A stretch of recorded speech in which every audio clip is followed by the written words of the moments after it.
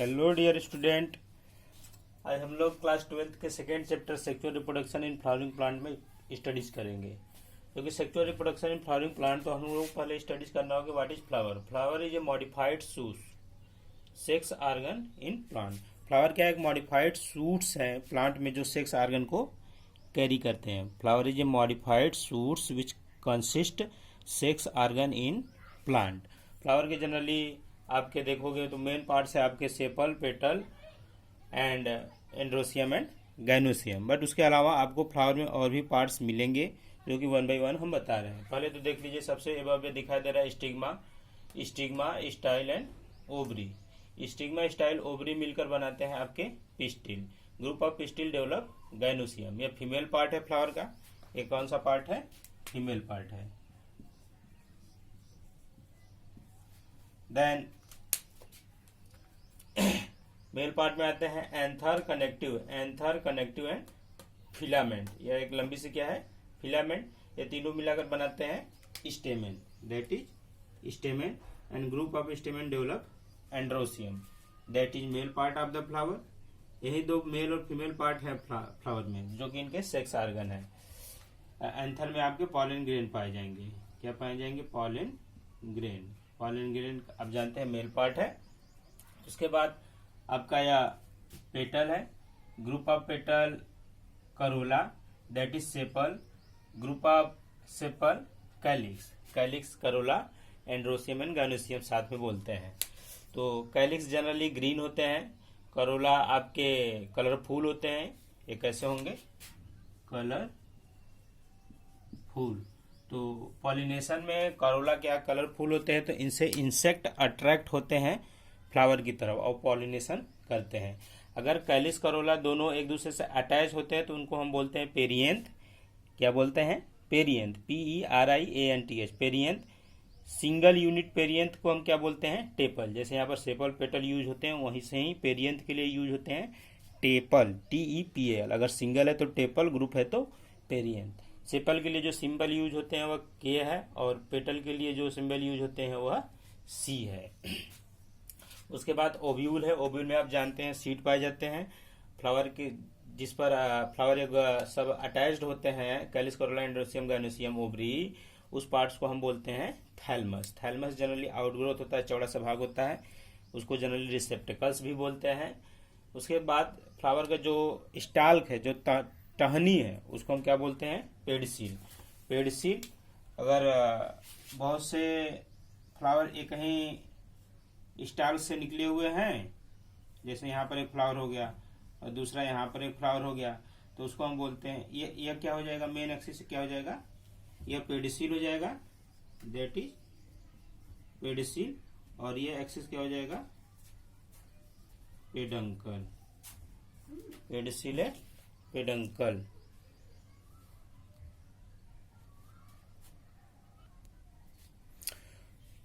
उसके बाद स्टूडेंट आप देखेंगे तो आपके एनसीईआरटी के नेक्स्ट टॉपिक है pre fertilisation events and structure. मतलब फर्टिलाइजेशन से पहले के क्या क्या इवेंट है और उनके क्या क्या स्ट्रक्चर होंगे।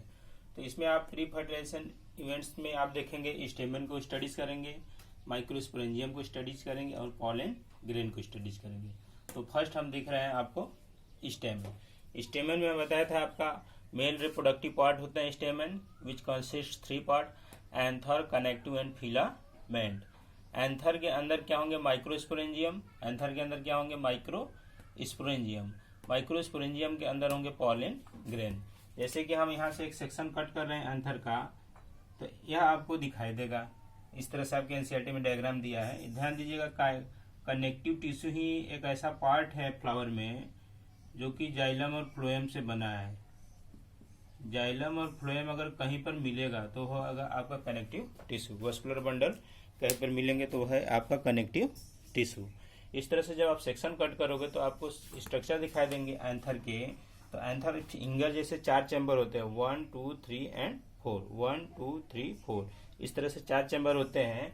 तो अंदर के चैम्बर दिखाई देंगे आपको।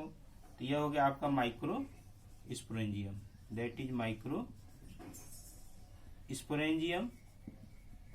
माइक्रोस्पोरेंजियम के अंदर क्या है? Micro spore. माइक्रोस्पोरेंजियम के अंदर क्या है? माइक्रो स्पोर, जिसको हम जनरली बोल रहे हैं pollen grain. Okay dear student, और ये आपका फिलामेंट है सबसे नीचे। इस तरह से 4 माइक्रोस्पोरेंजियम होते हैं, इसलिए इसको बोलते हैं टेट्रा माइक्रोस्पोरेंजियम। और माइक्रोस्पोरेंजियम के अंदर आपका पॉलन ग्रेन है, और वहीं पर आपका शुरू होगा माइक्रोस्पोरोजेनेसिस। माइक्रोस्पोरोजेनेसिस होंगे, जब माइक्रोस्पोर बनेंगे फिर वो क्या करेंगे? यहाँ से ब्रेक हो जाएंगे, और ब्रेक होंगे तो फिर पॉलन ग्रेन बाहर रिलीज हो जाएंगे। Dehiscence of pollen grain.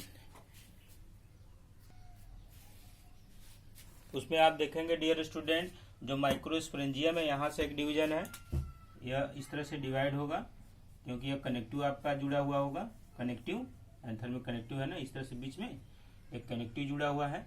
तो जो कनेक्टिव है उसको क्या करता है? एंथर को 2 पार्ट में डिवाइड कर देते हैं, इसलिए इसको बोलते हैं डाइथीकस। कनेक्टिव से डिवाइड है पूरा एंथर 2 पार्ट में टोटल इस तरह से, इसे इसको बोलते हैं डाइथीकस।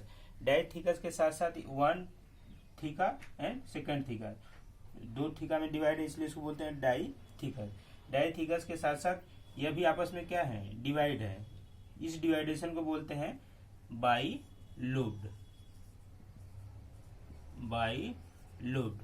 इस तरह से आप एंथर देखोगे तो एंथर की प्रॉपर्टी होती है कि they are dithecous and bilobed. Dithecous and bilobed. उसी एंथर के अंदर क्या पाए जाएंगे? माइक्रोस्पोरेंजियम। माइक्रोस्पोरेंजियम को जनरली बोलते हैं पॉलन सैक। पॉलन सैक के अंदर होंगे पॉलन ग्रेन।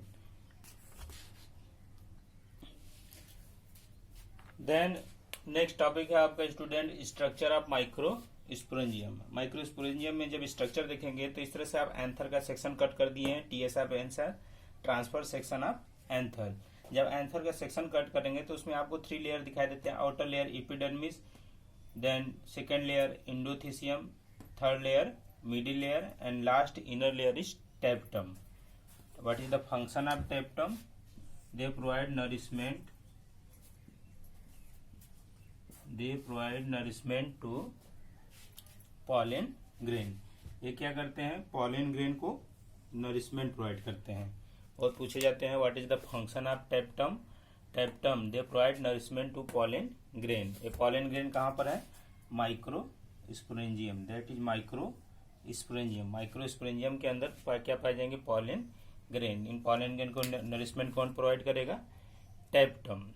यह आपके एंथर के 4 लेयर है, epidermis, endothecium, middle layer and tapetum. बीच में ही आपका कनेक्टिव है, जो हम बताए थे, फिलामेंट होगा ना इस तरह से स्ट्रक्चर, दैट इज इस तरह से अटैच होंगे। यह आपका फिलामेंट है। इस तरह से लार्ज व्यू में आप देखेंगे तो जहां से पॉलन ग्रेन है, यहाँ से पॉलन ग्रेन क्या करेंगे? बाहर आएंगे, तो यहीं से एक ब्रेक होगा। आपके एनसीईआरटी में डायग्राम दिया है। ये जब ब्रेक होंगे तो क्या होंगे? पॉलन ग्रेन यहाँ से बाहर रिलीज होंगे। तो ये जहां से ब्रेक हो रहे हैं उस स्ट्रक्चर को हम बोलते हैं स्टोमियम। क्या बोलते हैं? स्टोमियम। STOMIUM। स्टोमियम कहां पर है? लाइन ऑफ डेhiscence पर। कहां पर है? लाइन ऑफ डेhiscence पर। जब एंथर में आप देखेंगे तो एक स्ट्रक्चर है line of dehiscence. Line of dehiscence पर क्या होंगे? एक स्ट्रक्चर डेवलप होता है जिसको हम बोलते हैं स्टोमियम। वही स्टोमियम क्या करेगा? ब्रेक करेगा और पॉलन ग्रेन बाहर आ जाएंगे। यह ध्यान दीजिएगा। एपिडर्मिस, इंडोथीसियम, बट मिडिल लेयर आप एनसीईआरटी में देखेंगे तो मिडिल लेयर के 2 लेयर होते हैं। वे बहुत पूछे जाते हैं। एनसीईआरटी एकदम 2 लेयर है, एकदम एनसीईआरटी कॉपी कीजिए। एनसीईआरटी में आप देखेंगे तो मिडिल लेयर के कितने लेयर बनाए गए हैं? 2 लेयर। इसलिए पूछे जाते हैं इन चारों में से कौन सिंगल है, कौन डबल है? तो ध्यान दीजिएगा, मिडिल लेयर कितने हैं? डबल है, बाकी सब क्या है? सिंगल है। और सबसे इनर टेप्टम है। टेप्टम क्या करता है? पॉलन ग्रेन को न्यूट्रिशन प्रोवाइड करता है। तो यह आपके हो गए। अब इसी माइक्रोस्पोरेंजियम में क्या हो रहा है? पॉलन ग्रेन का सिंथेसिस। अब पॉलन ग्रेन का सिंथेसिस हो रहा है तो पॉलन ग्रेन के फॉर्मेशन की प्रोसेस को हम क्या बोलते हैं? ये माइटोसिस। क्या बोलते हैं? Sorry, synthesis of pollen grain is called microsporogenesis. Now next topic, dear student, microsporogenesis. Formation of microspore or pollen grain from pollen mother cell by the meiotic cell division. It's called microsporogenesis. वैसे NCERT में बस इतने ही line से आप definition दे सकते हैं, यही 2 line ही definition microsporogenesis का है ही. Formation of pollen grain from pollen mother cell by the meiotic cell division is called microsporogenesis. But microsporogenesis शुरू कहाँ से हो रहा है? जैसे मान लीजिए एक एंथर है, दैट इज एंथर. तो एंथर के अंदर ना पॉलन ग्रेन बन रहे हैं, दैट इज एंथर. तो एंथर में आप शुरू में आप क्या कहोगे? कोई टिश्यू है, क्योंकि एंथर एकदम टिप है. एंथर कहाँ है? एकदम टिप पर है. टिप पर तो आप जानते हैं कौन से टिश्यू होते हैं? Meristematic tissue. तो एपिडर्मिस है और एपिडर्मिस के अंदर कौन से है? Meristematic tissue. आप जानते हो मेरिस्टेमेटिक टिश्यू में ही सेल डिवीजन की कैपेसिटी होती है. They divide continue and permanent tissue जो होते हैं वो अपना सेल डिवीजन की कैपेसिटी को छोड़ चुके होते हैं, लॉस कर देते हैं, तो उनको हम बोलते हैं परमानेंट टिश्यू. तो यह टिप पर है, तो इनमें कौन से टिश्यू पाए जाएंगे? Meristematic tissue. Meristematic tissue divide करते हैं और बनाते हैं 2 टाइप्स के cell, parietal cell and archesporial cell. चारों कार्नर पर बनेंगे, क्योंकि एंथर में आप देख रहे थे 4 माइक्रोस्पोरेंजियम थे. तो एंथर के एक यहाँ पर, दूसरा यहाँ पर, एक यहाँ पर, एक यहाँ पर, तो 4 आपके पेराइटल सेल्स और आर्चियोस्पोरियल सेल्स बनेंगे. बट हम 2 ही लेकर आपको दिखा रहे हैं. तो उन मेरिस्टेमेटिक टिश्यू में से कुछ सेल्स के साइटोप्लाज्म कंडेंस होते हैं और डिफरेंशिएट होते हैं, और डिफरेंशिएट होकर 2 टाइप्स के सेल डेवलप कर लेते हैं. एक फर्स्ट होता है parietal cell. Parietal cells surrounding किनारे की तरफ होता है, एपिडर्मिस से अटैच होता है, जिसको हम बोलते हैं पेराइटल सेल्स. जो इनसाइड अंदर होते हैं उनको हम बोलते हैं आर्चियोस्पोरियल सेल. अब ये पेराइटल सेल्स इन फ्यूचर क्या बना देंगे? या endothecium, middle layer and tapetum. Parietal cell से क्या बन रहे हैं? Endothecium, middle layer and tapetum. Okay. Parietal cells anther के और भी लेयर बना दिए, endothecium, middle layer and tapetum. But जो आर्चियोस्पोरियल सेल है वो क्या बनाते हैं? Sporogenous tissue. उन्हीं स्पोरोजिनस टिश्यू. अब ये स्पोरोजिनस टिश्यू कहां पर होंगे? माइक्रोस्पोरेंजियम. माइक्रोस्पोरेंजियम के अंदर होंगे स्पोरोजिनस टिश्यू. माइक्रोस्पोरेंजियम के अंदर पड़े हुए हैं. यह स्पोरोजिनस टिश्यू अब किसमें? यह सब 2n है, ध्यान दीजिएगा. सभी क्या है? डिप्लॉयड है. These are diploid. Sporogenous tissue है माइक्रोस्पोरेंजियम के अंदर. अब वह स्पोरोजिनस टिश्यू फिर किसमें मैच्योर हो जाते हैं? पॉलन मदर सेल, जिसको जनरली बोलते हैं पीएमसी. यह भी डिप्लॉयड है. अब यहीं पर क्या होगा? Meiotic cell division. क्या होगा? Meiotic cell division. Meiotic cell division होंगे तो क्या होंगे? या मान लीजिए यहाँ पर आपके स्पोरोजिनस टिश्यू है, यहाँ पर एक पॉलन मदर सेल्स है जो कि 2n है, दैट इज 2n. जब माइक्रोस्पोरोजेनेसिस होंगे तो एक बार में क्या बनेंगे? 4 माइक्रो स्पोर. क्या बनेंगे? 4 माइक्रो स्पोर पॉलन ग्रेन. और नंबर ऑफ क्रोमोसोम सभी में क्या होंगे?